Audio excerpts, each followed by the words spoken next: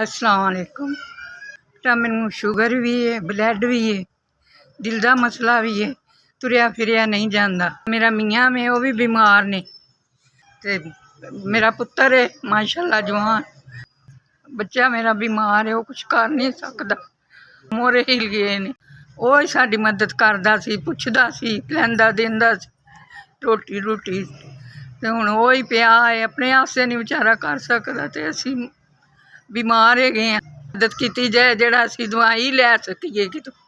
मेरा बच्चा बीमार है, वो मेहनत करता है, साड़ी मदद भी करता सी, बकायदा साडी देखभाल भी करता सी।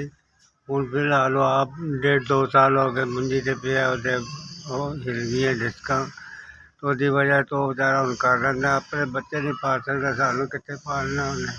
असीं आप मियाँ भी दोनों बीमार पे हैं ते साडी मदद की जाए। SBS ਤੁਹਾਡਾ ਭਲਾ ਹੋਵੇ, ਤੁਸੀਂ ਸਾਡੀ ਮਦਦ ਕੀਤੀ ਹੈ। ਅੱਲਾ ਮੀਆਂ ਤੁਹਾਨੂੰ ਹੋਰ ਵੀ ਕਾਮਯਾਬੀਆਂ ਦੇਵੇ, ਬਹੁਤਾ ਦੇਵੇ ਤੇ ਹੋਰ ਵੀ ਲੋਕਾਂ ਦੀ ਕਰੋ ਮਦਦ, ਤੁਹਾਨੂੰ ਖੁਸ਼ ਰੱਖੇ, ਤਰੱਕੀ ਦੇ। ਤੁਹਾਡੇ ਬਾਲ ਬੱਚੇ ਨੂੰ ਵੀ ਅੱਲਾ ਮੀਆਂ ਸਲਾਮਤ ਰੱਖੇ, ਤੁਹਾਨੂੰ ਵੀ ਸਲਾਮਤ ਰੱਖੇ ਉਹਨਾਂ ਦੇ ਸਿਰ 'ਤੇ ਤੁਸੀਂ ਤੁਹਾਨੂੰ ਬਹੁਤਾ ਦੇਵੇ ਅੱਲਾ ਮੀਆਂ, ਤੇ ਲੋਕਾਂ ਦੀ ਮਦਦ ਕਰੋ, ਇਸੇ ਤਰ੍ਹਾਂ ਹੀ ਕਰਦੇ ਰਹੋ। SBS ਤੁਹਾਡਾ 5000 रुपया सानू मिल गया। अल्लाह तुहानू खुश रखे, तुहाडा बहुत शुक्रिया।